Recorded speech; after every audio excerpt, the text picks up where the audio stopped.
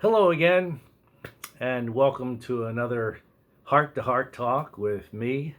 I'm John Kuert, the interim pastor at First Assembly in Newcastle, and I'd like to take this opportunity before I share with you a word today that you're welcome. If you don't have a home church, stop by First Assembly. We'd be delighted to have you. And it's a great church, and there are great people there. And if you are one of them, then continue to be faithful. God is really in need of faithful believers in these days. And I can say that I am glad to be a part of First Assembly during this season. And I trust and pray that it will be a blessing to the church, and that I know the church has already been a blessing to me. So I'm thankful for that. This church has a great history. First Assembly goes back over 100 years. First Pentecostal church. When I was here years ago as the youth pastor, that's what it was called, and we changed the name to First Assembly because we were part of the Assemblies of God. But it's a great church and has a lot of history to it. And history is an interesting thing. It really, the older I get, the more I am interested in history. But history is filled with bold predictions that completely missed the mark. At the turn of the 20th century, car makers produced only 4 million automobiles because the experts believed the world would eventually run out of chauffeurs.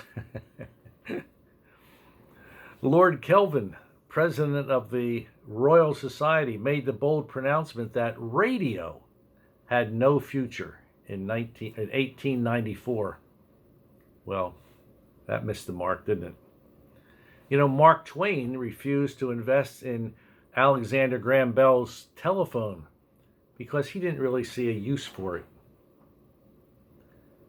Thomas Watson, the president of IBM, once said the future would need maybe only 5 computers.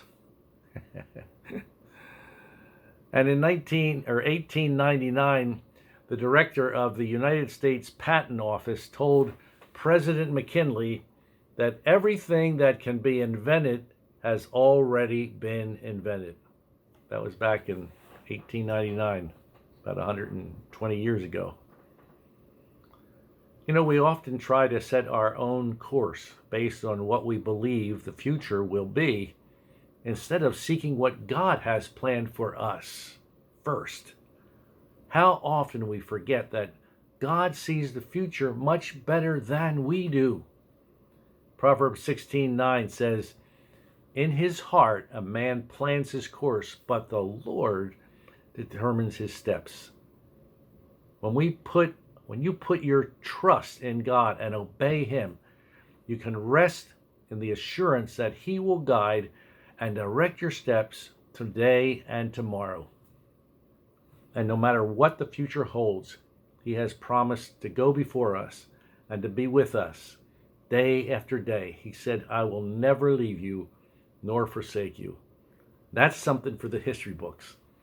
And believe me, it's something that will make a difference in your future as you keep trusting the Lord. Trust in the Lord, Proverbs says, with all your might. Lean not to your own understanding. In all your ways, let him direct your paths, and he will direct you.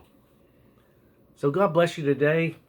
I hope that you won't make any crazy predictions about history or about the future, because a lot of times we are wrong.